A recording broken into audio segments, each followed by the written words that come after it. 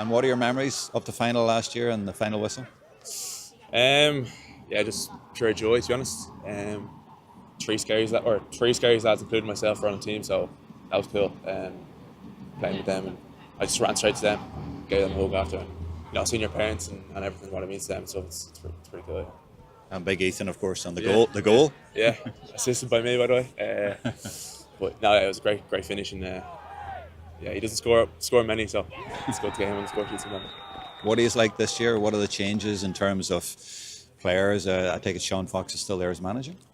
Yeah, like a few lads are missing, but we've probably a lot of the same lads last year as well. I think Kieran Caulfield's gone, Alex Gavin, Tom Pryor, I'm probably missing a few, but just the three massive lads for us.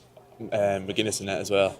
So we were missing them, but I'm sure a few lads will step in and step up. What's the bond like? I mean, you talked about three of you from the same club. That's really unusual at that level. You have to mix with boys from all different clubs, all different counties. But how does everybody bond?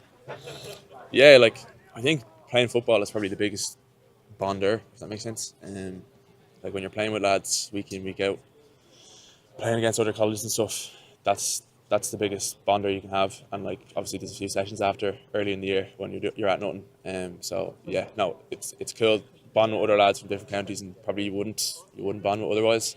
But yeah, no, it's cool. Paddy, saw a nice photograph online after winning the league last week. So it meant a lot to you and your family and friends to win that. It was historic. Yeah, it was great. We won the league for the first time last week against NUIG, and we had a home final as well. So it was great to have family and friends around.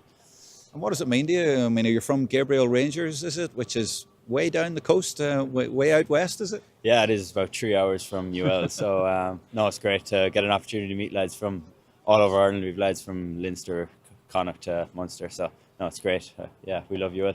So that must be class, really. I mean, who have you met? I mean, give a shout out for a few of the lads. Well, we've Killian Campbell and Ross Common, we've Brian Mack from Clare, and then we have David Buckley from down in Cork as well, down near home. So no, it's great. And no doubt you'll be looking forward to driving on and hopefully bringing back a Sigerson Cup for the first time. So without further ado, I'd like to present Brian McNamara, UL captain, with the Ryan Cup. And Brian Mack. And serious footballers, I mean, those guys last week were terrific. You played really well. Yeah, no, it was a high standard of football. Like Keane McHale, there's a few Mayo seniors lads there. They're brilliant.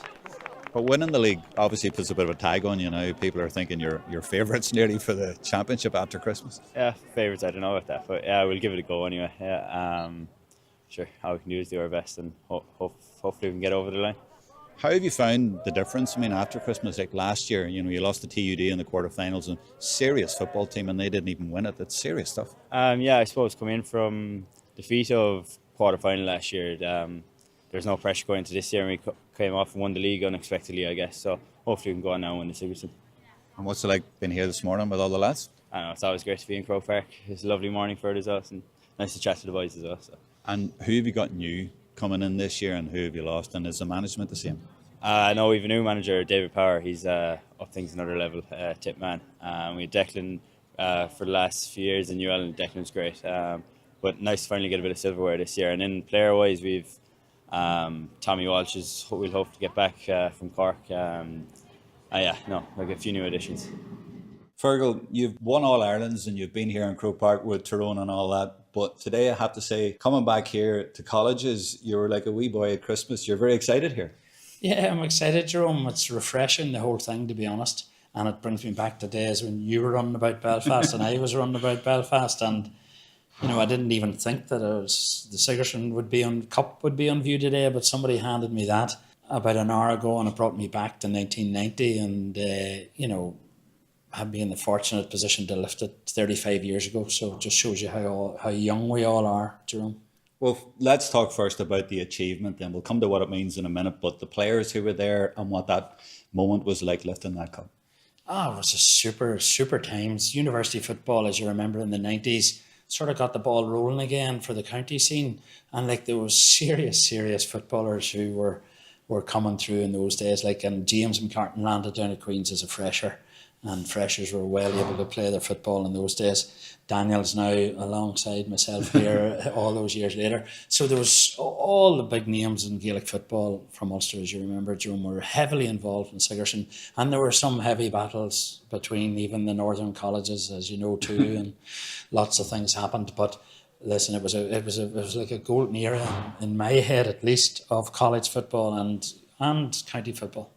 And now when we do look back, I mean, the likes of Jonathan there said, you never forget the boys you played with. You know, you can get involved in the club, you play alongside them, you live with them. What impact has all that had when you look back now, as we are now old men, on your life since then? Yeah, well, the best impact of it is you have friends throughout, certainly up north, and a couple big Liam Keneally down in Clare and Galway and stuff. So that's the biggest impact. And, you know, Jarlath touched upon it. You go from being a fresher in the college community to an elder in the college community fairly quickly. So, like, it does shape your life a bit. You run your own club. We had some super older guys who were about: Sean O'Neill, Paddy O'Hara, Father Ambrose, Doc Harland, all those guys, Dermot Dowling then, who offered something back to the club. So, you know, it allows you to have a wee environment on your own as students and to mature a bit quicker. Rob, what a collection of footballers and managers behind you here in Croke Park. It's a lovely morning to be here. It's December, but it's a lovely morning and great to have you involved again.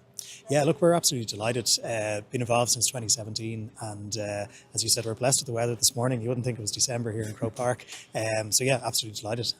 8 years, that's incredible. And the big screen has it up there, hashtag First Class Rivals. I mean, you're part of the furniture now. We certainly are. I mean, First Class Rivals, it's a really good campaign. I think it probably encompasses what HEC is all about. And, you know, rivals coming together, traditional rivals, county rivals coming together to play for their college teams. So it's a really unique competition that we're delighted to be part of. Yeah, it's perfect. I mean, I'm talking to the lads this morning, and some of them, even last week we did a game and there was lads from the same club playing against each other, you know, so there's a lovely spirit at that level. Now they're competitive, but it sums it up perfectly. Yeah, it really does. And I mean, you know, we did some creative out of home last year where we kind of showcased those rivals coming together. And there's just a great spirit. You know, there's alliances that are being formed that, as we said, wouldn't normally exist in the format. I think, you know, for the overall competition, bringing the new rules, the new football rules coming in this year is going to bring another string to the bow of what is already a really exciting competition. And what are your thoughts about the championships after Christmas then and being involved, and what is it going to do for you guys? Yeah, well, I mean, it's really important for us. You know, Electric Ireland serves over 1 million customers right around the island of Ireland. And it's, so, you know, having a competition like this and being able to actually reach out and be part of kind of the GAA in local communities and right up to a national level is really important for us.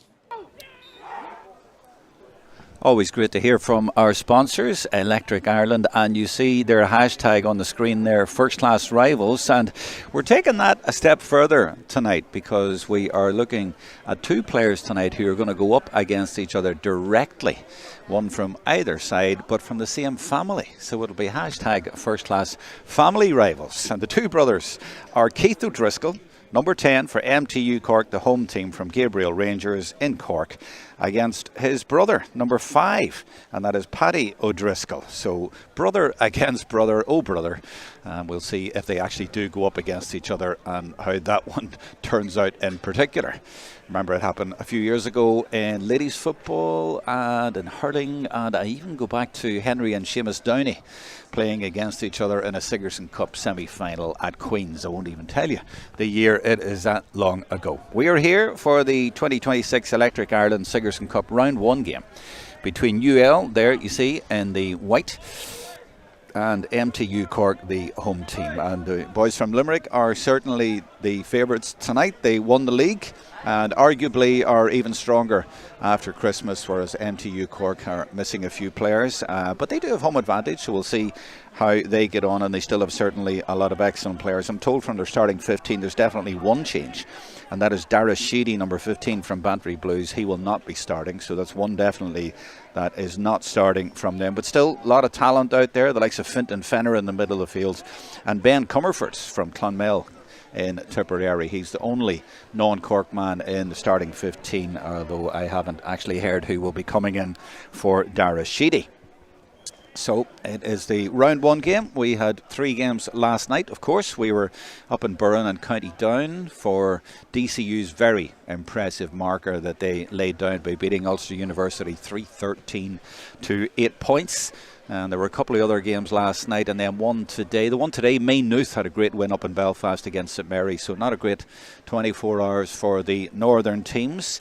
What it means is that the draw is sort of panning out over the last night, this afternoon and tonight. We'll know a lot more after this, so let me sort of try and work it out for you.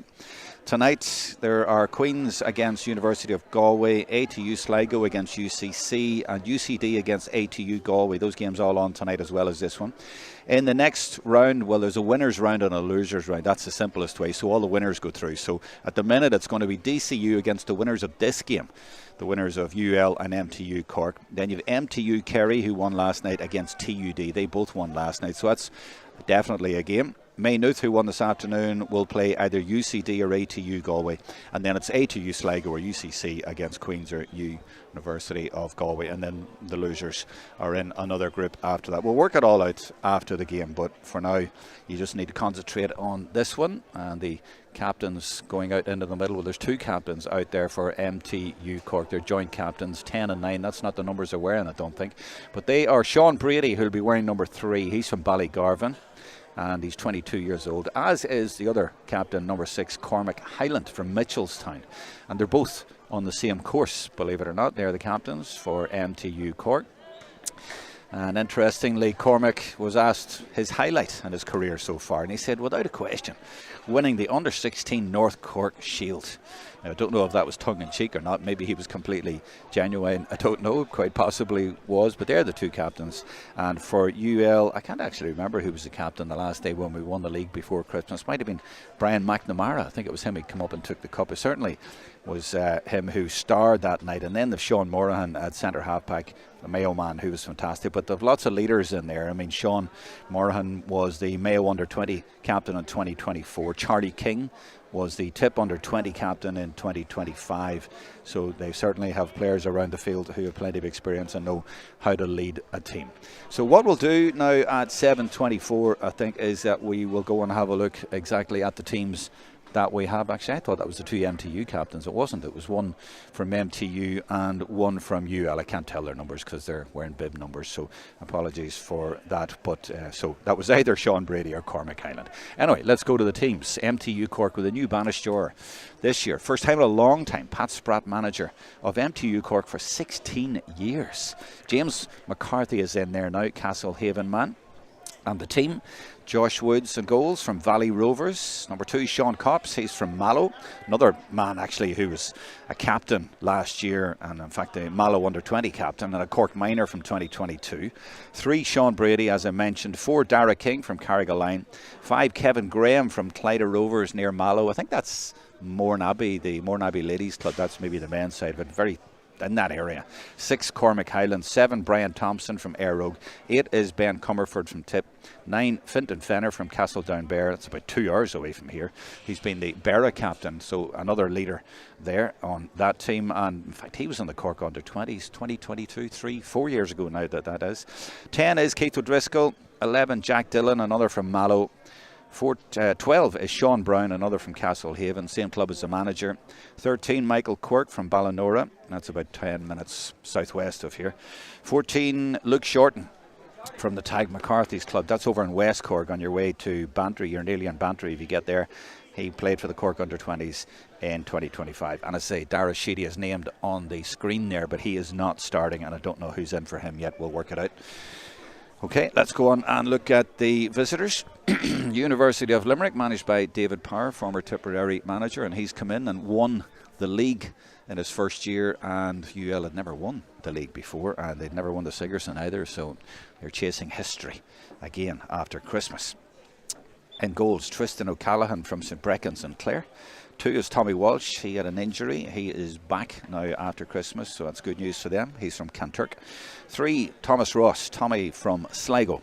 4, Ben Dempsey from Laois, so a real spread around the counties here. 5 is Paddy O'Driscoll. 6, Sean Morahan from Castlebar.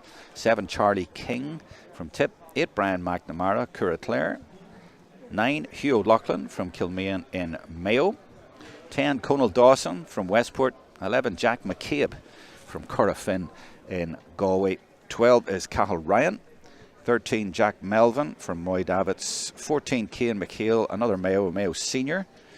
And 15 is Frank Irwin, who really impressed the last day when they won the league final up at UL before Christmas. And as I said, that was an historic win for them. He's from Ballina, another Mayo senior, and an excellent player indeed. So I think most of their games, if not all of them, no, maybe one of them wasn't AUL, but they had a good run of home games, so they're on the road now. But before Christmas, UL did beat MTU Cork comprehensively to 15 to 12 points. They also beat MTU Kerry, UCC, I mean some big names in here. They beat Maynooth, they beat Ulster University in the semi-finals, and of course they beat Galway in the final. And just to mention, by the way, before we start, for the MTU Cork sponsors, Clearstream, and their CEO is David Brosnan from Glen Rovers. So our thanks on behalf of MTU Cork, formerly CIT, Cork IT, for them. On the live chat, I'll keep an eye on your messages there and see what is being said there, and you can leave a message there if you like. There's boys there talking about games back in the day, and someone said Pat Spratt was not manager for 16 years. I was told that last year.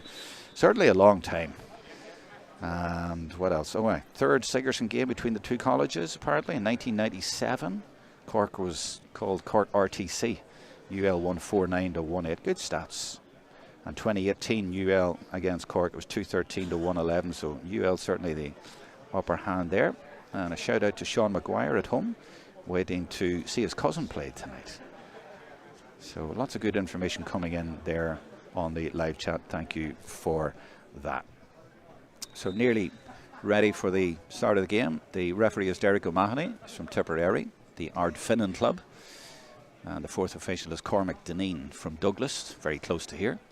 James Regan, he's from Loch Rovers, that's even closer, 5 minutes away from here, just round the corner. And Evan Horan from Kerry, they're the two men on the line. So that's us about to start. Two big fellas in the middle, two number 8s, Ben Comerford in the red from Tipperary, Clonmel, and Brian McNamara from Curraclare in Clare, class players. So let's see how they go when the ball is thrown in here above the MTU symbol on the ground. Here we go then. 2026 Electric Ireland Sigerson Cup second game in 2 days for us to live stream with a cracker last night. It's hard to see anyone getting up to the level of DCU, but maybe that was just the first day. We'll see what the rest of them can do, but certainly they played at a serious pace last night and went down a marker, the defending champions. But here are UL, the league champions. You say it doesn't matter, I know you're going to say that, but they still won it, and they're still very impressive, and they are arguably stronger after Christmas. And already the pattern of the game established after only 30 seconds. MTU Cork just sitting in there. The difference, of course, with the new rules, which are being used this year in the colleges for the first time. Remember, they weren't used last year, so they might make a difference. And he's shaping up there as if he was going to go for that, Conal Dawson, but then didn't. Just outside the D as well. Or right outside the arc, rather, but still past it, and it went wide, so no score there. And now, of course, the kickouts have to clear a certain area. Now, I'm looking down and I'm seeing the two brothers are not actually marking each other. Or are they? What do we see? No, I'm looking at 12. That should be 10 I'm looking at. I'll pick that up as we go on. Here comes the kick out then from Josh Woods. Big man underneath it is Sean Brown from Castlehaven. But it's number 9 for UL, Hugh O'Loughlin, who gets it. And here he is on the ball again. Mayo man. Lots of Mayo men on the UL team. I suppose when you talk about players marking each other directly, it doesn't really pan out when you have systems like this and they all drop into a shape. Not so much of the direct man marking as maybe in the old days. And that is an effort from Frank Irwin, and it's a good one. First score of the game to UL. They worked that one very nicely. Made an encroachment into MTU territory, and he's just outside the D there. First score to UL, and it is one-way traffic at the minute from right to left for the boys from Limerick. Josh Woods changes direction this time. On the break, that's going to be UL again. And it's O'Loughlin looking for it again, doesn't get it. Instead it comes out to Charlie King. Charlie just gives it inside now. Does he fancy it? He doesn't. Maybe he does now. He does. It's Conal Dawson going for it, going for a 2-pointer. Well, it was worth the effort, but there is a bit of a breeze up here in the stand. Maybe there's a bit more down there, and maybe that influenced that one. But MTU Cork struggling here to get any meaningful possession. Josh Woods looking as if to say, well, I tried right, I tried left. There's nothing on short. How are we going to get possession here? Just puts it out to this side again. And broken down by UL, but only as far as Cormac Highland, joint captain with MTU Cork. This is meaningful possession for them now, and they go into UL territory really for the first time. Sean Brown, number 12 on the ball from Castlehaven, same club as the new manager this year, James McCarthy. I'm looking up ahead off camera for you to try and pick out who the player who's come into the team is. Well, here's the number 14, Luke Shorten, coming out to meet it. That's decent. It's a good ball in as well, and a chance, and he's just outside the D. This is a 2-pointer. If it goes over and the signal goes up, I think it's only one. He's put up the one hand, and let's see it here. I thought that was just outside. Yeah, it looked outside to me, but I think they only give the one there. He looked to be very careful there not to put the 2 feet or 1 foot inside. So maybe do you know what? Maybe the boot sort of was on the line, the left boot there. Maybe that was it. But very, very close to a 2-pointer. But certainly a good score. It makes it 1-1 and a good attack as well. Free there for UL. Now 21 is in for MTU Cork. Just notice that one. That's a change. So I did tell you Darius Sheedy would not be starting. And 21 is the man who's come in. That's Zach McCarthy. Just give me a second to write that down. 21, and he is a Limerick man. So I was saying that they were all Cork except for the tip man in the middle of the field. No longer applies because Zach has come in as a sub. Zach's from Galtee Gales. So all Cork apart from one Limerick and one tip. Sean Brady, joint captain of his team, number 3, but clearly playing in an advanced position. Now staying back though and letting his team go forward with Dara King. He's from Carrigaline, comes across to Fintan Fenner. Fine young player. Captain of his club, Bera, which is way, way out. I'd know it for some of the ladies footballers over the years for Cork from that part of the world. This is Brian Thompson. MTU being very patient, taking their time. And they've got a few players who've drifted into good positions, and there's a few players off camera making some nice moves. They're waiting to pop that ball into the danger area and then maybe get a little bit of support off the shoulder. They're not going to gamble, very cautious. Isn't that the way the modern game is played? Unfortunately, at times a bit too cautious, but getting the percentages so that they don't waste anything. Patient. Now they get the support. Now they're going for the move, and that's. And he's going to bring it back for a foul before that. And it was Jake Dillon from Mallow, number 11, who ends up with the ball, and he's going to take it. You see the spray going down there. You've seen that in the soccer games over the years. It's now very much in vogue as well. So a few changes. One last night that I didn't realise was implemented last night, and the men's have copied something from the ladies' game, and that's if the keeper takes too long to kick it out, and the keeper did last night. It was at least 15 seconds. It's not a hot ball anymore on the 20, it's a free in. And believe me, the keeper gets it out quickly the next time because that's a severe punishment. But it certainly speeds up the game, which is great. We could do with a wee bit of speeding up now. It's a little bit pedestrian at the minute, but it's just MTU Cork doing what they have to do. And now they've got a little bit of room, and that's the sub I was telling you about, the Limerick man going for it. And that's dangerous. The keeper had to come out and deal with it. Well, he got a touch to it. And Keith O'Driscoll is there, the number 10. And guess what? He's being pursued by Charlie King. Thought it was his brother over there. Might have been. Maybe in that vicinity as well. So the two brothers, MTU Cork's number 10 and UL's number 5. Those are the two to watch out for. according to the programme, directly marking each other, but they're over on the far side, so I haven't really seen exactly what's going on there or not, if it's brotherly love or brotherly rivalry. That ball played right down into the corner for Frank Irwin. Does well, gets it back to Charlie King. He was way on the other corner, in the opposite corner, just about 30 seconds ago. The ball comes right back out to Sean Morahan. He got a goal in the league final right after half-time, came sprinting forward, had a great finish. Now Tommy Walsh, number 2, involved there, and they're going to get it back to Irwin again, to Dawson. Just trying to pop it around. Now Cathal Ryan, and he gets clear, trying to get another little space in there to get a kick away, and the referee's going to bring it back for a free. There was 1 or 2 fouls in there, I think.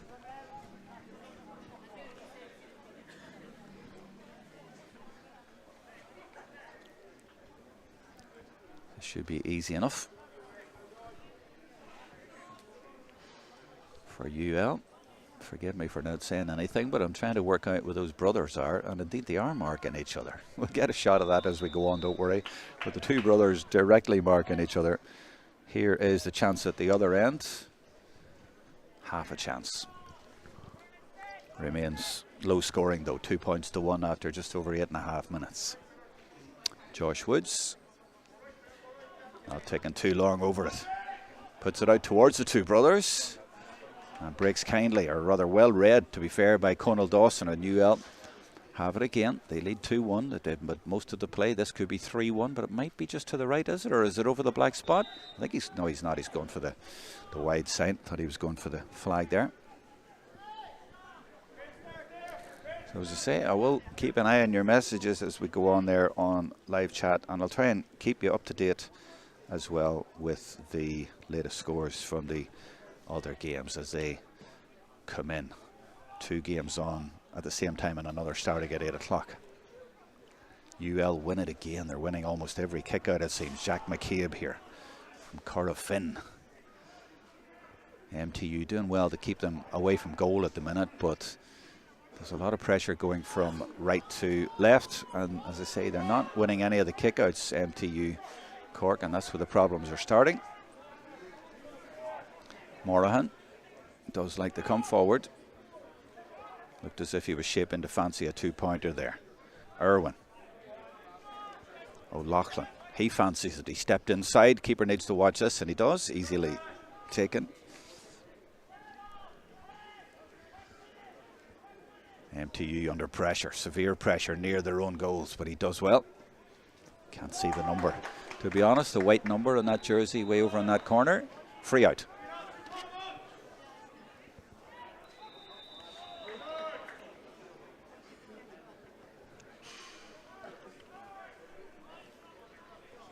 Now brought forward, so I take it there was maybe a bit of back chat there. The referee penalising that.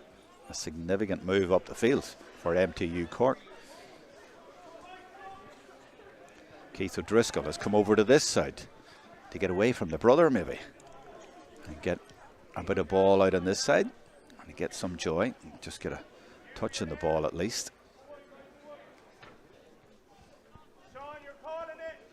And UL sitting very deep.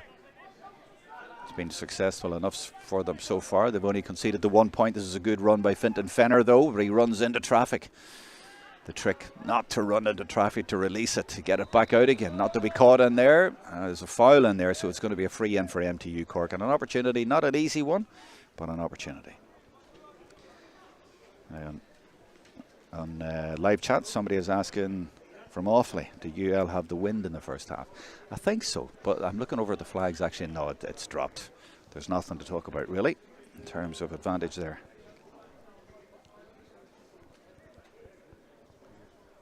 So a chance to level the scores in the 12th minute. He's taken that well, I think, and the umpire is going rather sprightly towards the white flag. 2 points each. And I'd say MTU Cork will be reasonably happy with that because they haven't had much possession, but they are level despite that. So the goalkeeper, Tristan O'Callaghan, bouts that, gets a good height on that as well.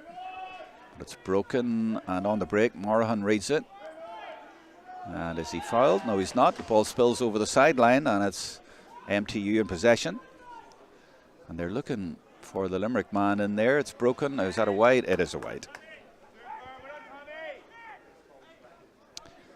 So it's very wet apparently at Abbottstown, where Queens are playing. And that game against University of Galway, it's low scoring as well. So nothing really to report from there just yet. And the other game that is on at the minute, UCD against ATU Galway. So I'm just going to check UCD's Twitter feed here when I'm talking to you. See if I can multitask. Goalkeeper hasn't kicked it out yet anyway. And no updates on that one yet, sorry. If anybody else has them, feel free to send it in to me. You get it away short, and that counts as another successful possession for UL from a kick-out. They're dominating the kick-outs. But that one booted away and intercepted by Sean Brown for MTU. As you see, it's a lot of UL players drifting back, and MTU just coming back inside. That's been the pattern of the game so far. They've had the ball a lot around this area of the pitch. Now that's Sam Cops, number 2, all the way up there from Mallow. And an effort from distance. Is that good? No. Just to the left-hand side, the scoreboard side over there. It remains 2 points each after 13 and a half minutes. So nothing too exciting so far. But we're not complaining. Beautiful stadium here. And great pitch and great setting for a colleges match. One of the best in the country. And a good even game. I was saying UL are favourites, but so far, nothing in it. Good kick out again. He really gets good height and distance with those. Broken down well for Jack Dillon, the Mallow man, and a lot of room. And he's got support. They are all coming up to join him as well. That's Keith Driscoll leaving it off, and there it goes over the bar from Dillon. And MTU Cork, the home team, rising to the challenge here. They haven't had the lion's share of possession, but they lead 3-2, 2 in a minute. Coming up to the end of the first quarter, they'll be happy with that. Now the goalkeeper has put 2 over that far side. He went short in between. Where's he going to go this time? Yeah, he goes for the big man out here. He's looking for Frank Irwin underneath this one. Instead, it drops into Jack McCabe. Jack puts one down the line for Jack Melvin and says chase that one. But good chasing back by Sam Cops. And here is Sam on the ball. This is Sean Brown speeding forward for his team. And they look just a bit more confident, don't they? A bit more sprightly after getting a couple of scores there. It's an interesting ball. Don't think it's making much progress, just sideways, and that's been the case for a lot of the game, apart from the last 2 scores when they did get forward. So it's sort of good action in spurts. MTU Cork didn't come into this with an awful lot of optimism, but at the minute things are going well for them, and they're starting to get plenty of possession as well. This is Fenner again to Dara King. Nearly loses it, has lost it, and indeed it's a free out. And UL with a solo and goal. Love that rule. They move it quickly. There's a lot of players around the middle there. It's very congested. They're just trying to get it forward as quickly as they can. And they've got it now to Morahan. And he speeds into a little bit of space there. Referee said no foul, so they continue. And O'Loughlin has it for UL. This game coming to life a little bit now, you feel. Irwin gives it out to the right, but it's going to come back to Dawson. To Morahan again. So if it don't transition quickly, it sort of breaks down a little bit, and then you have this sort of impasse. Somebody needs to come and take a bit of responsibility and make something happen, but they have to be patient as well. This is Charlie King. And is he fouled? He isn't. The 2 number 7s clashing there. Gets it back to Melvin again. Now he's fancying it. Dawson, left-footed. He missed one earlier, but that, has it gone over? No, it's gone to the right. Might have been a 2-pointer. It was around the line. Have a look at it again. Yeah, it was going to be a 2-pointer. He absolutely went for that. Give it plenty of height. Very unlucky. That was very, very close. The umpire's having a little bit of a confab now, actually, about it maybe. But I think if it goes, and it might have gone just right over the post, it's not a score. certainly plenty of height and might have done that. Well, they were nearly away again there, MTU Cork. They're getting a man in behind here a few times, and it was Keith O'Driscoll there, and he didn't get it because it was blocked down, but there was also a foul in there. Keith, the number 10 for MTU Cork, gone over to that far side, and he's actually been tracked by Sean Morahan, so not by his brother. His brother's number 5, you see, coming into the shot there now. So the two brothers in the shot there now. That's Keith O'Driscoll on the ball now, and his brother is number 5 there, and that, as I say, is Paddy O'Driscoll. Comes out to Brian Thompson. Goes inside the arc. Well, I think he was going for it, but he got it nowhere near. He might claim it was a pass. He wasn't going for it at all, but it's broken down either way, and UL have it. UL, 18 minutes in, will be a bit disappointed. They've had good possession, some good attacks, and they've looked good, but only 2 points to show. They'd be surprised, maybe, but it happened last night with DCU. They only scored 6 points. There was nearly a breach there. That was close. I was watching the MTU player there, and he realised, and he stepped back. That was Michael Quirk. He realised, and just in time. Now this should be an equaliser, and is it? I think it is. The way they're moving towards the flag. Yeah, I think it was Sean Brown. Let's look at it again here. Is that 12? It is 12. Yeah, Sean Brown. 3 points each.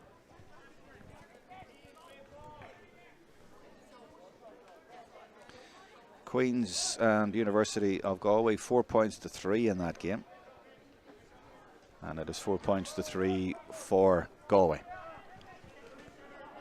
so almost the exact same score line as here.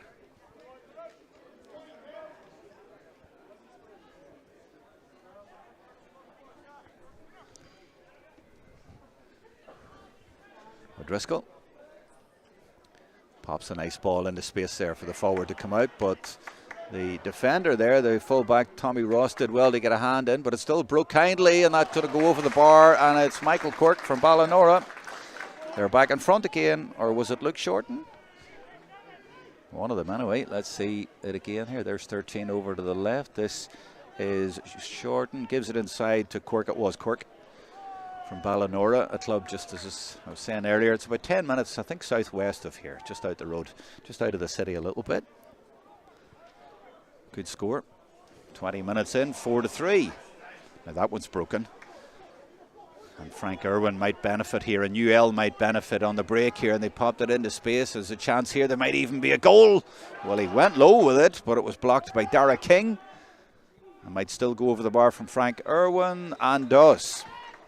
Level again, 4 points each, 20 minutes gone. And there's the finish.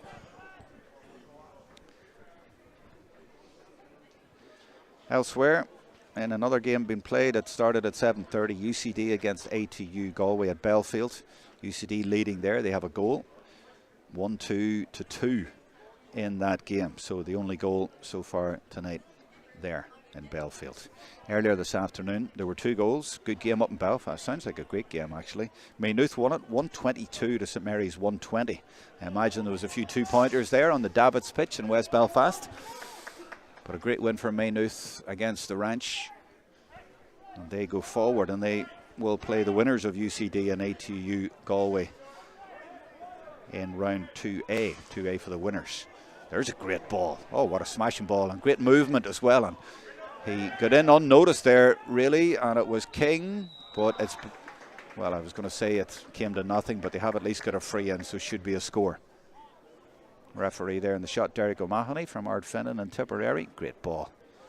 Picking out Charlie King in there. He drifted just away from the defenders there unnoticed, and really that's what helped to create that score. Credit as well to the pass in, of course. Now, you usually see a right footer from this side, but Charlie reckons that he'll be the king of this, and he is.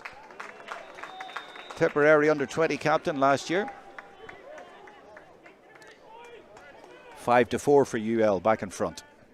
This is turning into a very interesting and entertaining game. Queens now lead University of Galway 5-4, so that game changing lead as well. So I'm keeping an eye on all those for you, and on the live chat there as well. We have a good audience of well over 1,000 devices on that game, on this game.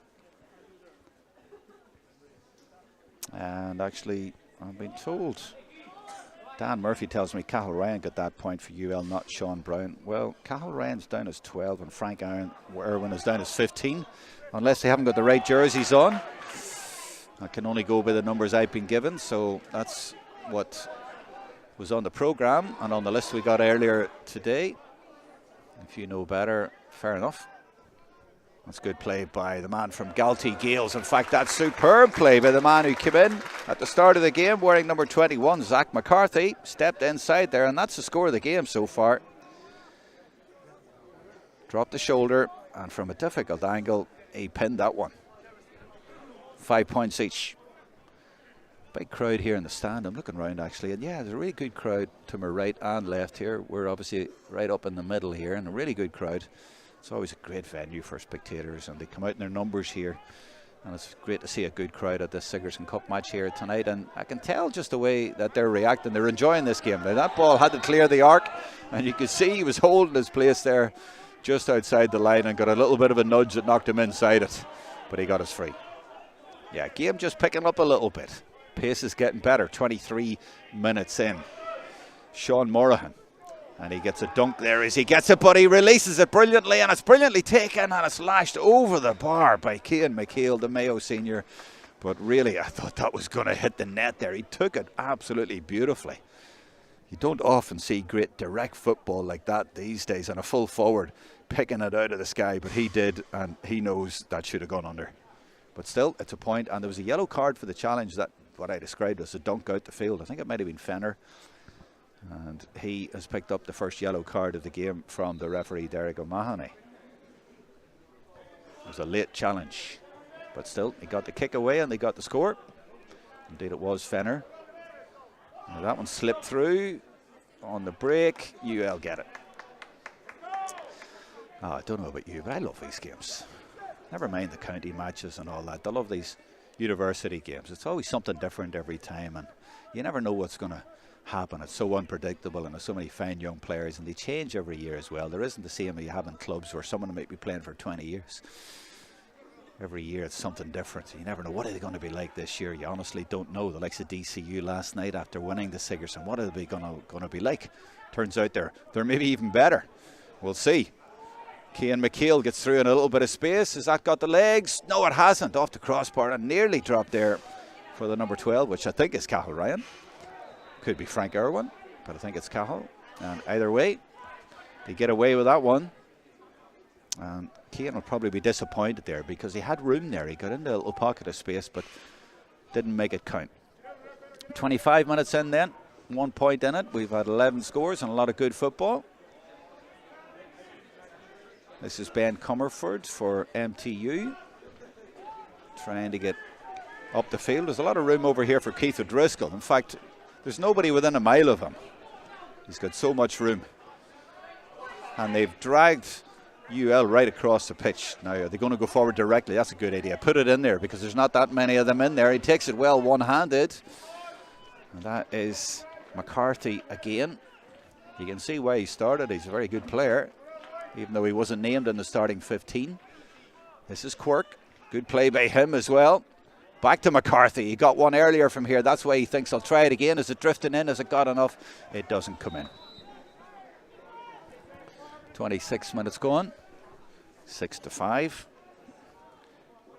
Elsewhere it's UCD 1-4. ATU Galway 2 points. And the University of Galway goalkeeper has kept it all level with a great save. And that's against Queens. So those are the other games. And there is another one starting at 8 o'clock. ATU Sligo against UCC. That one in Edenderry and Offaly. And here in Cork, it's MTU Cork, the home team, looking to equalise again. It's been score for score, more or less. Soccer style, he's going through here. And gets it up into his hands and might even finish here. He's fouled. That's Brian Thompson, and it's a penalty. And the crowd here in no doubt as well. And Derek O'Mahony certainly close to it. And you'll see it again. here, just when he got clear, got it in his arms, there's a tug right there as he was just about to pull the trigger. So a great chance here for MTU Cork. The man going to take it is Jack Dillon from Mallow, up against Tristan O'Callaghan from Clare. So 27 minutes in, a big chance for MTU Cork. It's been tit for tat, 6 points to 5, but now a goal would make a huge difference. It's Jack Dillon, the centre half forward, and he's up against UL goalkeeper Tristan O'Callaghan from St Brecons in Clare. He's going right-footed. What way is he going to go, or will he go up the middle? Oh, he side foots it to the right. Sends the goalkeeper the wrong way, give him the eyes, and MTU Cork coming up to half time, 2 minutes to half time, have a lead of 2 points for the first time in the game. Expertly taken. 1-5-6. Goalkeeper puts it right up the middle, but I think that was Thompson, the man who won the penalty, sitting there in the pocket to take possession very easily. And a good spell this for MTU Cork. They've sort of had some good spells. This is O'Driscoll again. And Keith going forwards. Going sideways now. Just a minute and a half to half time. Oh, a little bit of a breakdown in communication there, but they still keep possession. And now they come all the way back out to Fenner. And you know, I was talking to one or two Cork CIT, MTU Cork in the modern language people before the game, and they didn't really think they had a chance tonight. They said, oh, we haven't got great forwards, and you know, men missing, and UL are stronger, or maybe it was a bit of codology, but certainly maybe they've surprised themselves a little bit. Maybe that's it, but they've got themselves into the lead, and to be fair, it's about a 50-50 game, I'd have to say, and they got the penalty. And you can't say that they don't deserve it. They've played well. UL have played well too, but they haven't taken their chances. They had a goal chance or two at the other end.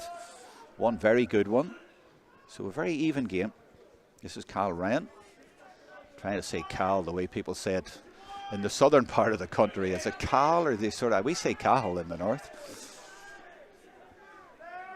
UL trying to lift things just before half time to get a score back. O'Driscoll is there, lost possession. And was that off the ground? The referee says no. Now there's room here, and they could get it back to a point or even more. O'Driscoll going through. No, it's not O'Driscoll, it's Irwin, and lashed again towards the crossbar. And two players put their hands to their heads because they thought there was a goal on there. There was a goal on for UL, and they didn't take it. Similar to the last one. Was there? Well, he drove it. He drove it hard, but it was one of those ones towards the crossbar. And there we watch it again. Or the earlier move that didn't break down. It's half time. Well, not much added time at the end of that. And to be fair, you know, there weren't any stoppages. It was a good free-flowing game. And it's ended with a 1 point lead, 1-5-7 for MTU Cork, the home team here. And as they come off down below us here, the home crowd, the happier at the moment. Elsewhere, it is Queen's 5 points and University of Galway 7 points, and the last I heard it was UCD leading in the other game. So that is you up to date. We'll be back with the second half from this game, but first of all, let's look at a few incidents from the first half. And that was a great score early on, and you know, as I say, somebody was saying they haven't got great forwards. Their forwards have done really well. They've had good scores from distance, and the pick of them was Zach McCarthy for me. I wonder, is this it actually? When it comes back out, it is this one. Watch him drop the shoulder here and ping it over the bar. It's a really good score. And of course they had the penalty as well. UL had their fair share of good scores. There's the late tackle that got a yellow card, and there's what should have been a goal. I think this is the penalty decision here. Elsewhere, University of Galway 7-6 against Queens. That update just coming through as well. It's 8 o'clock, so the other game will be starting. ATU Sligo against UCC about now. And this towards the end of the half. So some of the highlights there. Really good first half. Looking forward to the second half. In the meantime, at half time, we're going to play you a few interviews from the Sigerson Cup scene, and a word, of course, from our sponsors, Electric Ireland, as well. And what are your memories of the final last year and the final whistle? Yeah, just pure joy, to be honest. Three scary lads, including myself, were on the team, so that was cool. Playing with them, and I just ran straight to them, gave them a hug after, and seeing your parents and everything, what it means to them. So it's pretty cool. Yeah. And Big Ethan, of course, on the goal. The goal. Yeah, assisted by me, by the way. But no, it was a great finish, and yeah, he doesn't score many, so it's good to get him and score sheets. What is like this year? What are the changes in terms of players? I take it Sean Fox is still there as manager. Yeah, like a few lads are missing, but we've probably a lot of the same lads last year as well. I think Kieran Caulfield's gone, Alex Gavin, Tom Pryor. I'm probably missing a few, but just the three massive lads for us. McGuinness and Net as well. So we were missing them, but I'm sure a few lads will step in and step up. What's the bond like? I mean, you talked about three of you from the same club. That's really unusual at that level. You have to mix with boys from all different clubs, all different counties. But how does everybody bond? Yeah, like I think playing football is probably the biggest bonder, if that makes sense. Like when you're playing with lads week in, week out, playing against other colleges and stuff, that's the biggest bonder you can have. And like obviously there's a few sessions after early in the year when you're at nothing. So yeah, no, it's cool bonding with other lads from different counties, and probably you wouldn't bond with otherwise. But yeah, no, it's cool. Paddy, saw a nice photograph online after winning the league last week. So it meant a lot to you and your family and friends to win that. It was historic. Yeah, it was great. We won the league for the first time last week against NUIG, and we had a home final as well, so it was great to have family and friends around. And what does it mean to you? I mean, are you from Gabriel Rangers, is it? Which is way down the coast, way out west, is it? Yeah, it is about 3 hours from UL. So, no, it's great to get an opportunity to meet lads from all over Ireland. We've lads from Leinster, Connacht to Munster. So, no, it's great. Yeah, we love UL. So that must be class, really. I mean, who have you met? I mean, give a shout out for a few of the lads. Well, we've Killian Campbell and Ross Common, we've Brian Mack from Clare, and then we have David Buckley from down in Cork as well, down near home. So no, it's great. And no doubt you'll be looking forward to driving on and hopefully bringing back a Sigerson Cup for the first time. So without further ado, I'd like to present Brian McNamara, UL captain, with the Ryan Cup. And Brian Mack. And serious footballers, I mean, those guys last week were terrific. You played really well. Yeah, no, it was a high standard of football. Like Keane McHale, there's a few Mayo seniors lads there. They're brilliant. But winning the league obviously puts a bit of a tag on you now. People are thinking you're favourites nearly for the championship after Christmas. Yeah, favourites, I don't know about that, but yeah, we'll give it a go anyway. Yeah, sure, all we can do is do our best, and hopefully we can get over the line. How have you found the difference? I mean, after Christmas, like last year, you lost to TUD in the quarterfinals, and serious football team, and they didn't even win it. That's serious stuff. Yeah, I suppose coming in from defeat of quarterfinal last year, there's no pressure going into this year, and we came off and won the league unexpectedly, I guess. So hopefully we can go on now and win the Sigerson. And what's it like being here this morning with all the lads? I know, it's always great to be in Croke Park. It's a lovely morning for it as well, and nice to chat to the boys as well. So. And who have you got new coming in this year, and who have you lost, and is the management the same? No, we have a new manager, David Power. He's up things another level, tip man. We had Declan for the last few years in UL, and Declan's great. But nice to finally get a bit of silverware this year. And then player-wise, we've Tommy Walsh we'll hope to get back from Cork. Like a few new additions.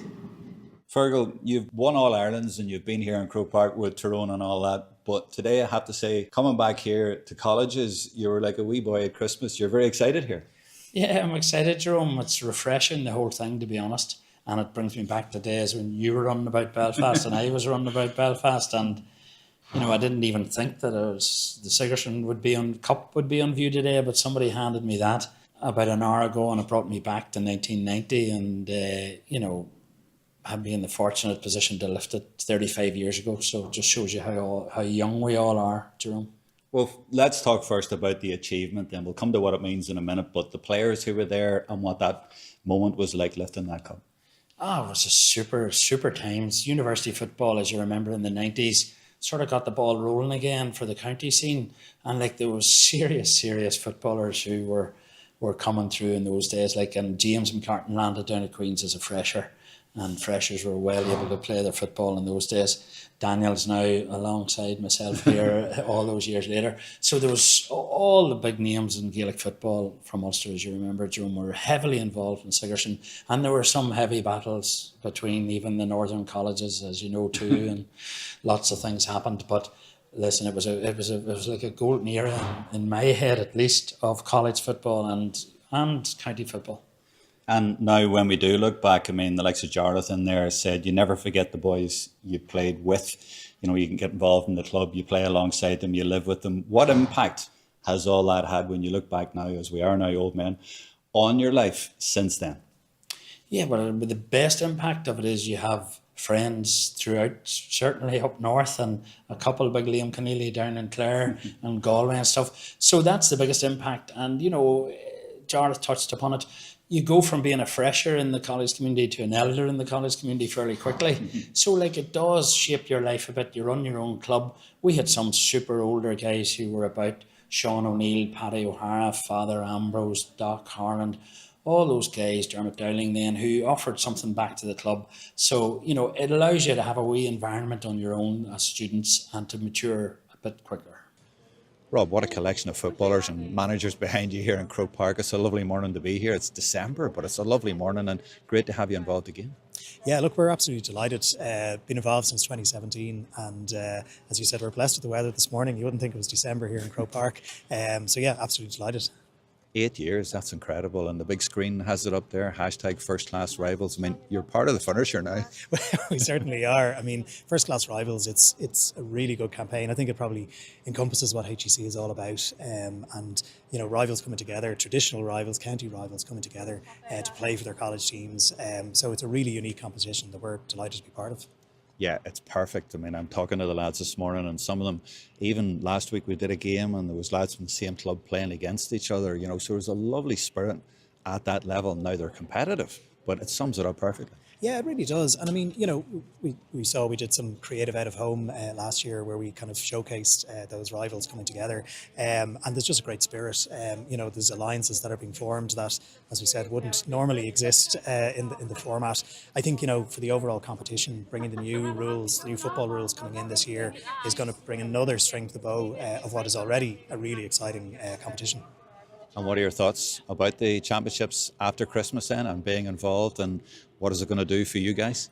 Yeah, well, I mean, it's really important for us. You know, Electric Ireland serves over 1 million customers right around the island of Ireland. And it's, so, you know, having a competition like this and being able to actually reach out and be part of kind of the GAA in local communities and right up to a national level is really important for us.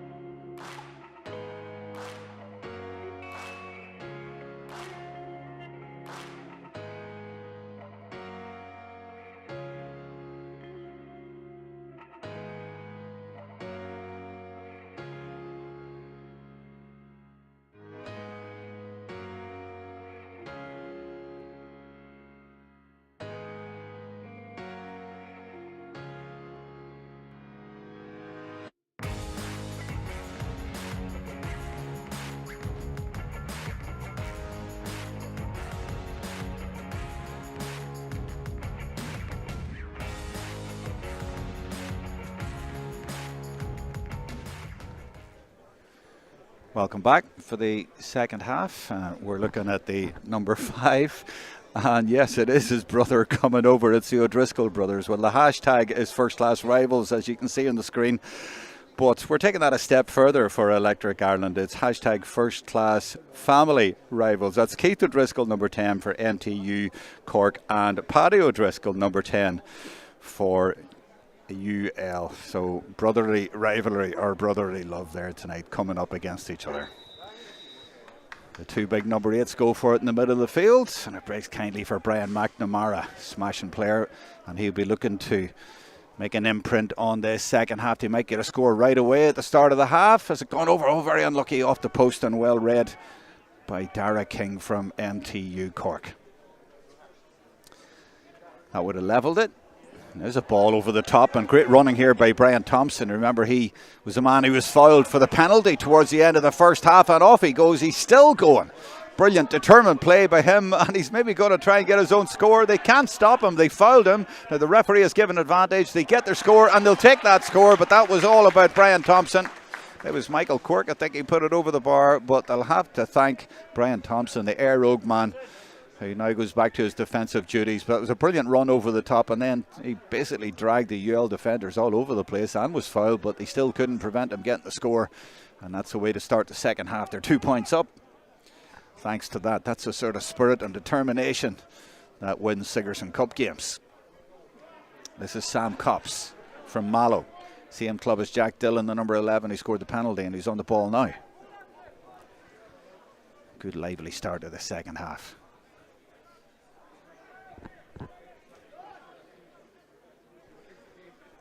Just checking on other score lines for you as we go on, and in the live chat there on YouTube. Feel free to leave a message or two there as we go on throughout the game. And we will keep an eye on the other 3 games that are on now tonight. But on this one, this is Fenner. Good play by him, and he finds Keith O'Driscoll. His brother comes over towards him, but it's that man Thompson again, and he went for top corner, and he would have deserved that. He is a really serious attacking force in this game. He was fouled for the penalty. He got the last score before this when really he set it up after all his hard work. And this one, he nearly buried it in the top corner. Nearly. So close. But it is at least another score. Brilliantly taken in the middle of the field by McNamara. I told you he'd be trying to put an imprint on this game, and that's exactly what he can do. And he hasn't just left it off. He wants it again. They don't use him, but they might get a score at least. Had they got it, they have. Really good start to the second half. It's only been going 2 minutes and 20 seconds, but we've had 3 terrific scores already. And UL needed to respond there, the league champions, and they did. 2 points in it though. MTU Cork briefly went into a 3-point lead for the first time in the game.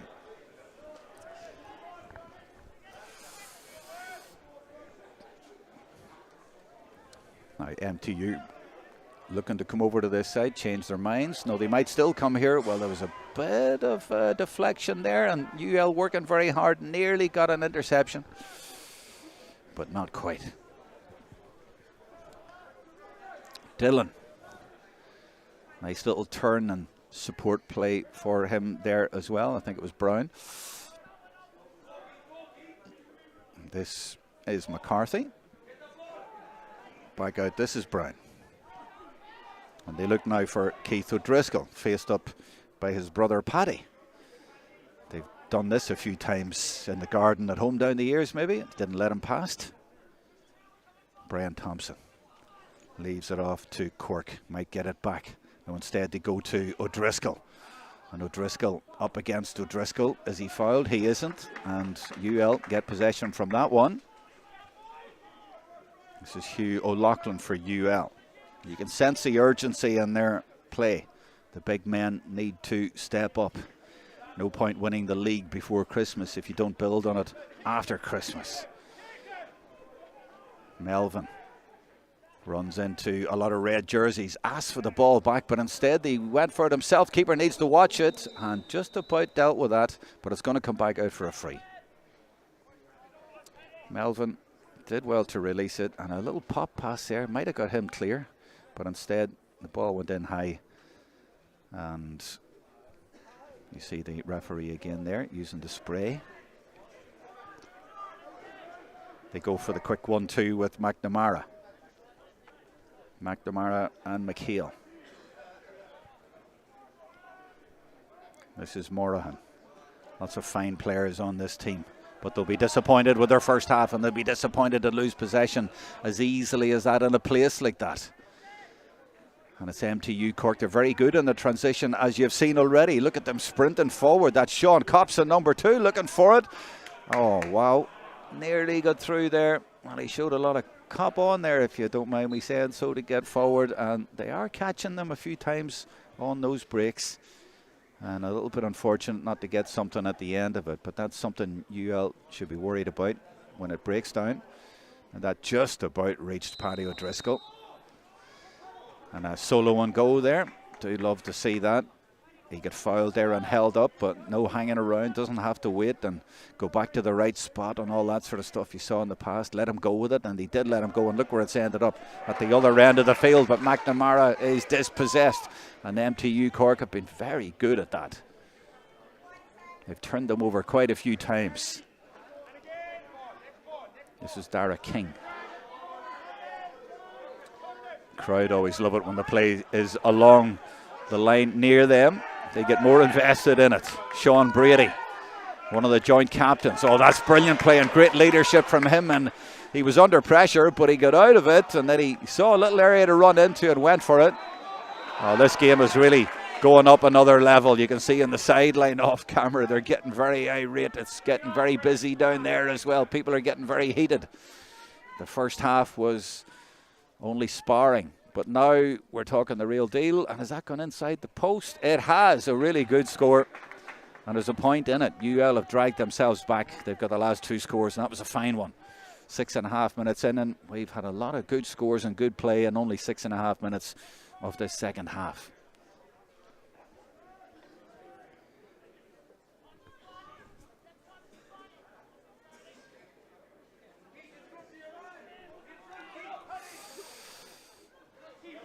On the break, it's Brown.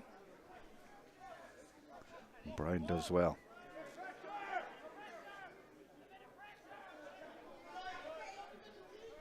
This is Cops again, but runs into the middle, runs into trouble, and gets a little bit fortunate, gets us free.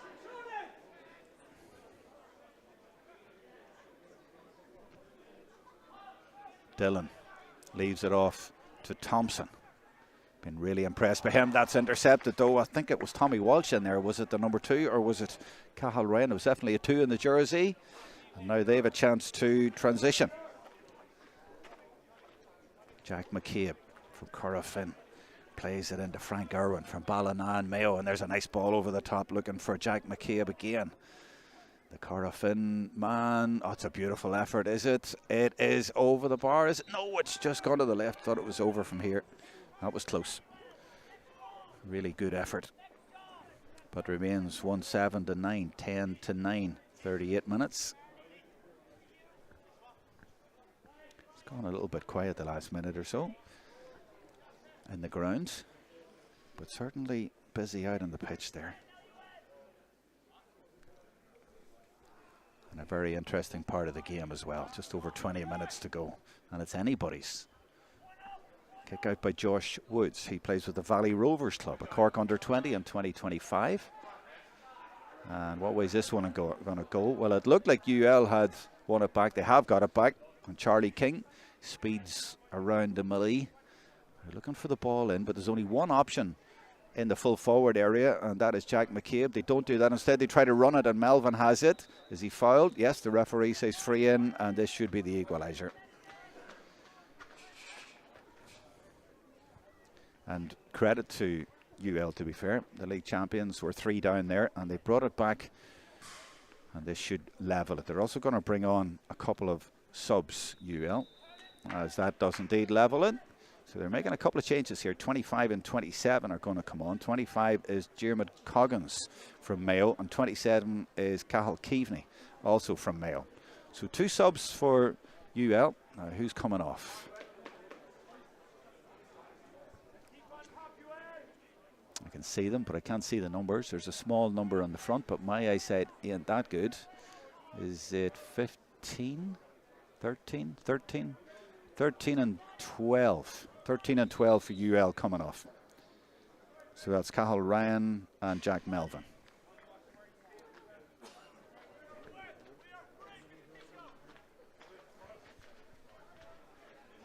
Referee just waiting till that settles down, and he will then give the goalkeeper the go ahead. So Coggins 25 and Keaveney 27. Kick out looks for O'Driscoll. Kept in by the number 2, Tommy Walsh. And they might benefit quite nicely from that. And he's belted that one towards the goal, but the referee's going to bring it back for a free over here. Just before that. Good spell for UL then, winning the kickouts again as he did early in the game. And they've gone from 3 down to level. And now it's MTU's turn to make a change. In fact, they might make 2. No, just the 1. Number 18 coming on, and that will be Podrick Healy.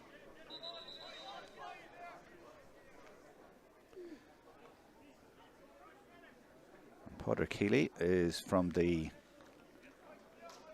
St. Oliver Plunkett's Club in Cork, and he comes on for Keith O'Driscoll. So one of the brothers goes off. This is Brian McNamara.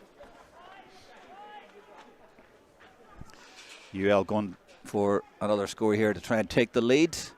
It will be 4 points in a row as well for them, and a good recovery after the explosive start of the second half by Brian Thompson. He's going for a 2-pointer there, is he? That's an almighty effort from Cian McHale. Doesn't just make it. And Cormac Hyland, one of the joint captains, number 6, sweeping up at the back there for MTU. Queens and University of Galway are locked at 8 points each in their game.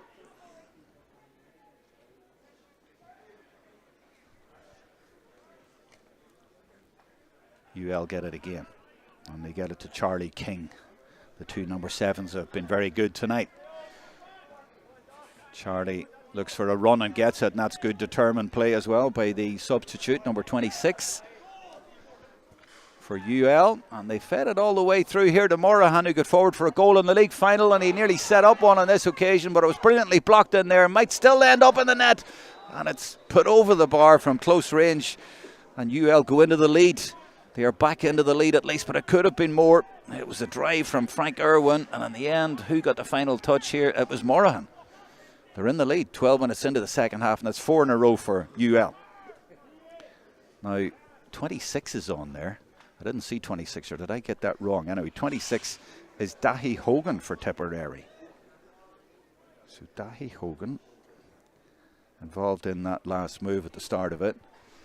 So apologies if I give you 2 wrong numbers. I think I give you 25 and 27.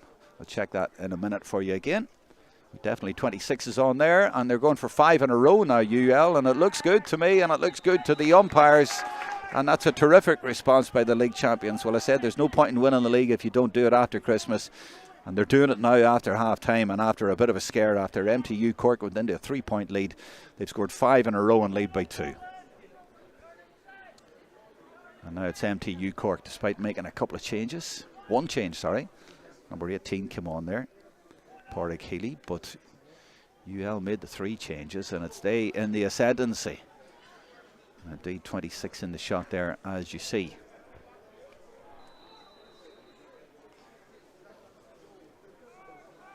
It's broken down for MTU Cork, and it has all broken down for them after a really good start to the second half. Remember, they could have had a goal as well. Now, developments elsewhere. UCD 2-7, ATU Galway 10 points. So another goal for UCD. They lead by 3 in their game, UCD, and they, if they win, will play Maynooth, who beat St Mary's earlier this afternoon. Number 20 about to come on for MTU, and that's Colm Gillespie from Ahabullogue.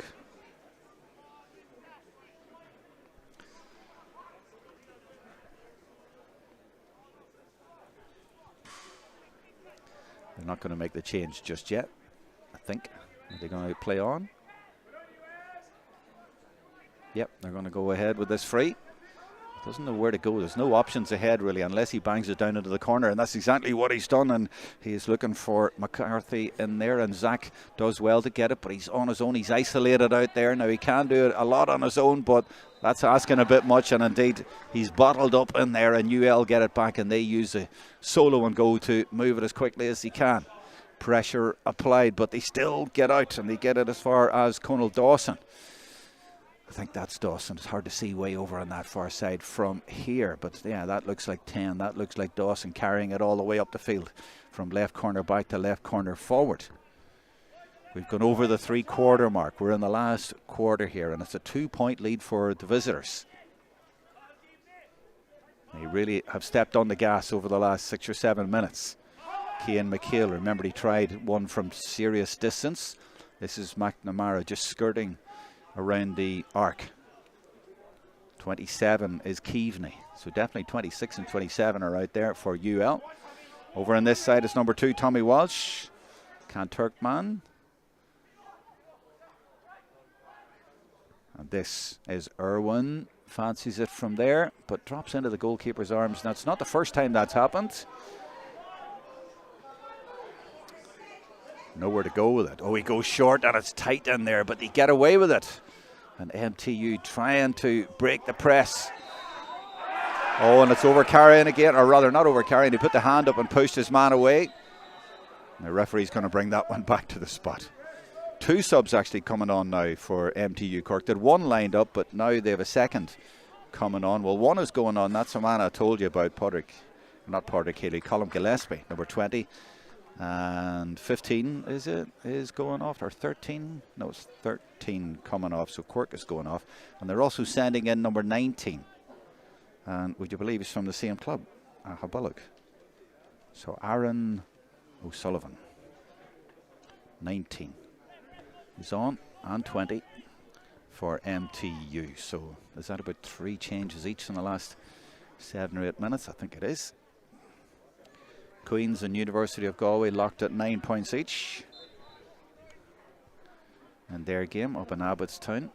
Number 4 has come off as well. Dara King for MTU Cork, by the way. UL still in the ascendancy and looking to stretch their lead. That's a dangerous looking one across the face of the goals, but ends up dangerless. Is that a word? Might have just have created a new word. Like, you know what I mean.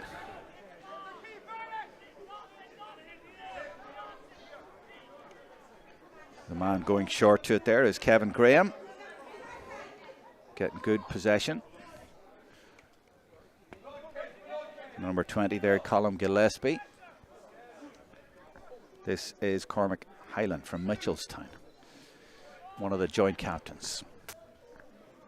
Jack Dillon from Mallow, with MTU Cork have conceded 5 in a row and haven't threatened at the other end. So they could do with getting into enemy territory, and that's what they've done. Aaron O'Sullivan. Drop of the shoulder from Fintan Fenner. And there's a bit of a press there, and if you break that and get beyond it, they might get the full forwards into play, and they indeed give it into McCarthy. The referee watching that one as the ball goes out and says no free there for the forward. Nothing doing there. And MTU Cork struggling really at the minute. Queens have taken the lead against Galway. They're a point up in that one.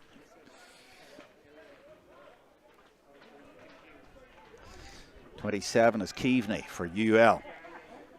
To Tommy Ross, the full-back from Sligo, coming all the way up, and he's still going. Mightn't be needed. I think that's Cian McHale going for it. So unlucky off the post. Well, they've hit both posts at that end in the second half, UL. So they could, arguably, should be further ahead. But maybe it'll lift MTU Cork. Now, this man is good, but he's running into traffic. That's Hyland. Manages to release the ball, but serious pressure being applied by UL to great effect as well. The referee coming over closer to the action to see what's going on there. There was a boot on the ground as well, and it actually has gone from a UL man to an MTU Cork man. That worked out rather well for them, and he came out and met it well, Fintan Fenner, and he wants to move it quickly. He has taken it quickly. Again, the beauty of the solo and go. But UL now getting players back. And they have really stifled MTU Cork in the last 10 minutes or so. From 3 down to 2 up, it's 12-10. We haven't had a score from either side now for a while. But MTU Cork really need to get the next one. They've tried down the right and it hasn't worked. Colin Gillespie still been forced to go from side to side. This is Jack Dillon, the penalty scorer. Seems a long time ago now that they got that score. It's 12 scores to 8. One, of course, was the penalty. But maybe that tells something. MTU Cork have been slightly the better team, I would say. Gillespie. Early on, MTU Cork probably should have had more on the board. Now they have more on the board, but there's only 2 in it. Plenty of time. And MTU Cork being patient. Not really making serious inroads, but plenty of time on the ball. But they need a little bit of inspiration. McCarthy has come all the way out the field from the right corner. And now he plays it to the right corner, but that is going to be swept up. I think that's O'Driscoll in there, who was brave and released it as well with 2 men coming at him. The sub, Keaveney going forward now. They've lots of room here. UL 2 up. And they could benefit here. It could be a point, could be a goal. What'll he go for? He just pops it over the bar. That's intelligent from Irwin. And with 9 minutes to go, they go into a 3-point lead. And that was all about the turnover at the other end by O'Driscoll.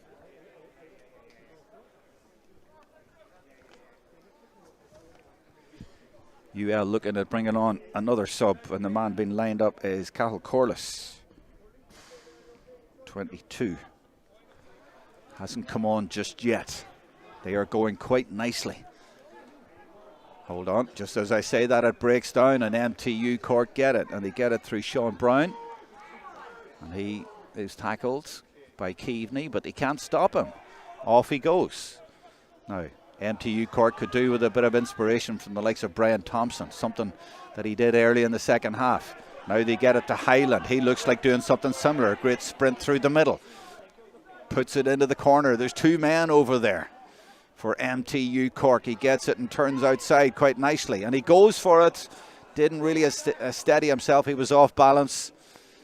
And he was just inside the arc as well. And they don't get a lucky break. And said O'Driscoll is under this one and gets a knockdown. Oh, a nice boot. Oh, there was a tackle went in there from Kevin Graham. I think the referee said there was maybe a hand on the back. I'm not quite sure. But either way, it's definitely a free for UL, who now bring on the 22, Cathal Corliss, that I was telling you about. So a change for them, and they bring off Dawson. 7.5 to go.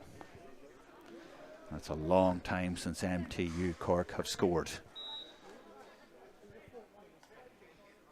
2 points at the start of the second half, but since then it's been all UL, and it's still UL. They've dictated the play in the second half, and they've taken some good scores and hit the post twice as well, so they deserve to be in the lead. They've also done very well defensively. And here's one of the subs, and he lays it off well, and that was Keaveney. And did they get a score at the end of it? They do.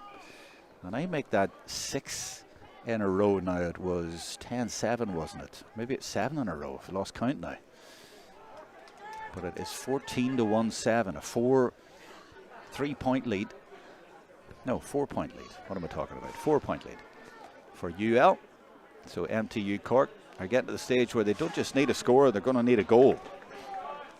But again, their attack breaks down. Half-time in the Sigerson and Eden Derry. UCC 2-7, ATU Sligo 4 points. So UCC looking good there. Their Cork neighbours in bother here, though, and might be in more bother. And that will go out for a 45, but that was close to being another effort on goal. And UL starting to pull away in this game. So UCC going well, and if they get through, they will play the winners of Queen's and University of Galway. And last I heard there was a point in that for Queen's, but very close. Another change, and Zach McCarthy coming off for MTU Cork. And I didn't see who went on for him. Don't see a sub. They're usually lined up in front of us, but I must have missed that one. 19 maybe, was he already in there? He was, that's Aaron O'Sullivan. No, can't see that one. Don't know where he went on. Must have been a minute or so ago. And that effort is dropping in for the goalkeeper. Takes it well though. Josh Woods. Graham. That could be an interesting ball actually, if he can break through here. And he's looking like he's very determined to do so, Highland. Instead he's fouled. But he looks to take it as quickly as he can and pops it a high one over the top. And it's O'Driscoll there. And O'Driscoll trying to get the ball. And they both have their hands on it. And the referee's given the decision to MTU Cork. Well, there's 5 minutes to go. Brian Thompson has it. He's the right man to get it. He's been superb in the game. They get another free. But it doesn't really suit them for it to break down as often as this. They want the game to flow and they need to get through and get another goal chance and take it. UL lining up another sub. 17 is Killian Campbell from Roscommon. He's coming into the play now. Lots of changes in the second half. Queen's leading by 2 against University of Galway is the latest. This is Fintan Fenner. If he can score from here, 2 pointers make such a difference. Not just on the scoreboard, but lifting the team. He's given it everything. Has he got it? I think he has. Oh, it's a great score. Fintan Fenner delivers, the man from Berra.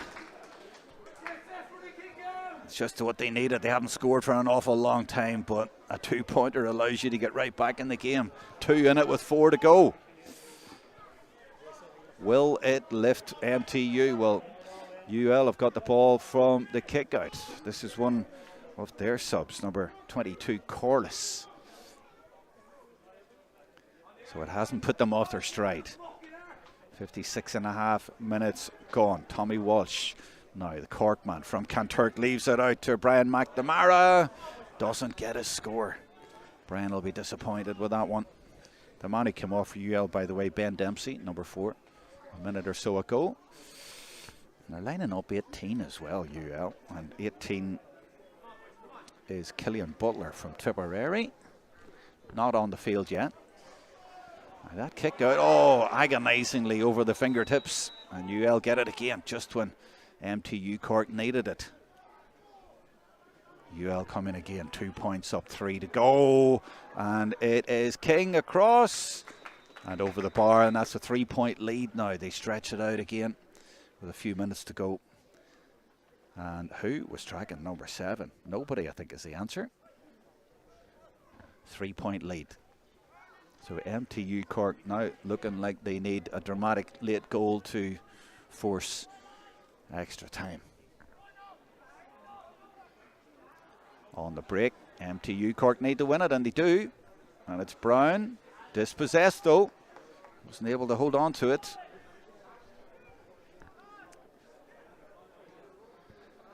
And that's Hugh O'Loughlin. Getting it out to the left-hand side. Now this could make a difference if he gets it over. Has he got it? He has, and a 4-point lead makes it a 2-score game. And I think it was a 26 Keaveney who got it. 24 has gone on for MTU, and that is Garrod Kearney from Kinsale. And now the number 18 I was telling you about goes on for UL. So lots of changes still. But the important thing is the scoreboard, and it's a 4-point lead for UL. Well, we did say at the start that they are favourites tonight. And it looks like that's going to come, but a few times in the game it didn't seem like it. Early in the second half, 3 points down. The man who came off for UL there, Cian McHale. So 4 in it, just over a minute of normal time, and taken by, I think is that O'Driscoll? It is O'Driscoll, and off he goes with it. Gives it to Keaveney, who I think got the last score, and UL have just won so many of the kickouts and had so much of the possession, and now they don't need another score, they'll just keep possession. And they dominated from just after half time, 2 or 3 minutes in. They've dominated from then on, and that's been the winning of the game for them. They just got the grips with things. Big goal for Queen's University from Anton Tohal. against University of Galway. That's a crucial score there. They've 6 in the lead now, and Fergal Logan, the manager, will be delighted with that, and so will Anton's dad, the great Anthony Tohill, who would have won a Sigerson, I think, back in the day with Queen's University, and of course an All-Ireland winner with Derry in 1993. And that kick is going well to the right. It's going to stay in play. The MTU finally have got possession. They've only 20 seconds of normal time left now. They need to get up the field in a hurry. Well, they're doing that, and that's a good ball, actually. And there's room here in the middle, and there's support as well for Keith Graham, and it comes in the form of Aaron O'Sullivan. It's now or never for MTU Cork. They need a goal. Fintan Fenner knows that, but there's no way through there. And there's nobody really near enough the goal area. Now they're trying to make inroads. They need some good support play. Well, they need at least a point anyway. And Graham realises that, gets it back out. Fenner maybe looking at a 2-pointer, but is forced to go inside. Brilliant play though, and might have got a little bit of room here. If they can get outside the arc and put one over, or even get closer for a goal, that's good play by Luke Shorten to put it in there. He's got support now from the substitute, but he's all on his own now. They've all gone away from him, but he puts it back into the middle, and that's an interesting ball, but it spills and is booted clear. But still, a little bit of pressure from MTU Cork again. They're well away from the goal area, and we're in added time, and they're 4 down. It's all not very good for them. They need a break. They need something to break for them. It's not breaking for them. Instead, it's UL getting possession again, and it looks like they're going to see this one out. Eventually, the league champions, with Tommy Ross getting up the field again. And really, there just hasn't been the scoring power or the finishing in the second half from MTU Cork to trouble UL.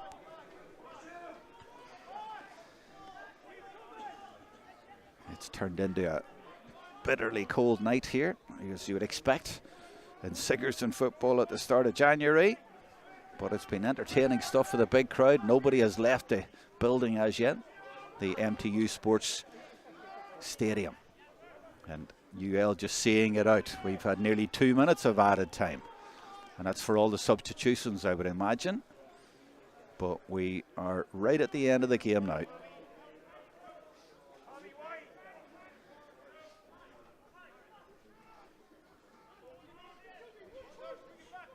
UL just holding possession, running down the clock, and this is coming up to exactly 62 minutes. I'd imagine that's about it, although I don't see the referee looking at his watch. Won't matter anyway. MTU Cork are not going to get 2 scores, and UL might even get another one to finish it. Jack McCabe coming through and bursting through. That's a good ball. There were a lot of men around him, but he released it really well under pressure. And that was Tommy Ross over there for UL, and they aren't forcing it. They don't need to. And the referee now looking at his watch, so maybe he decided in 2.5 minutes. It's now 2.5 over. And this is Charlie King. Excellent game from him tonight for his team. Referee has another look at the watch, and a free awarded. And he gets the spray out again. The foul was on Killian Butler. 113-9 for Queens, so it looks like they are home and dry. And University of Galway, who lost to UL, of course, in the league final.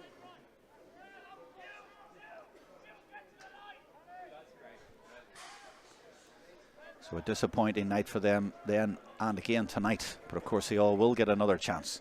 This game still goes on. We're now in the 64th minute.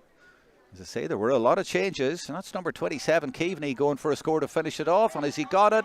Oh, that's a terrific score from the substitute, and it sums up the second half. It's been very impressive from the league champions, University of Limerick. They were behind by 3 points early in the second half, but they dominated since then. And they're going to win this by 5 and go through to the next round in the Electric Ireland Sigerson Cup. And indeed, there goes the final whistle. It's a good win for them in the end here at MTU Cork, who put up a good showing. But in the end, it's a Limerick victory over Cork.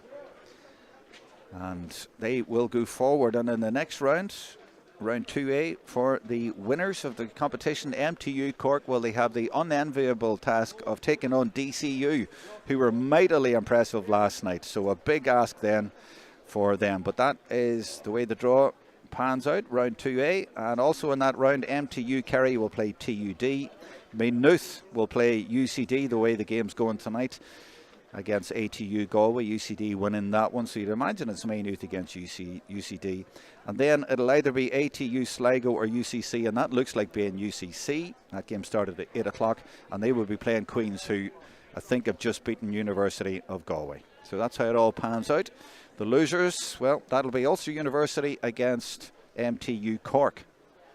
Did I say earlier on? Let me just be absolutely clear. DCU will play UL, because UL have won this game here, of course. Sorry about that. So UL have the unenviable task of playing DCU in the next round. MTU Cork go into round 2B for the loser. So MTU Cork will play Ulster University. That game probably played in Abbottstown or somewhere like that. St Mary's Belfast, who lost today to Maynooth, will probably play ATU Galway. TUS Midlands will play Dundalk IT. And then it looks like ATU Sligo will play University of Galway. There you have it. That's all the games. That's all tonight from MTU Cork Sports Stadium, where the home team have been defeated by UL. We have another live stream tomorrow night. That's in the Electric Ireland Fitzgibbon Cup, just down the road from here at the Mardyke. It'll be MTU Cork again, taking on the neighbours, UCC. And that will be a cracking match, a local derby, and we'll have a live stream on that, free to view for you tomorrow night as well. But tonight, it's all about UL. Good victory for them in the end, and for their manager, David Parr. They won the league for the first time before Christmas, and now they're into the next round of the Sigerson Cup, which they've never won either. Of course, it's a hurling powerhouse, UL. I wonder, just wonder, could they be looking at a famous double in UL over the next number of weeks? Well, that's it from a very chilly Cork for now. We hope you have enjoyed the coverage. We'll be back tomorrow night. But for now, it's well done to UL for their win over MTU Cork.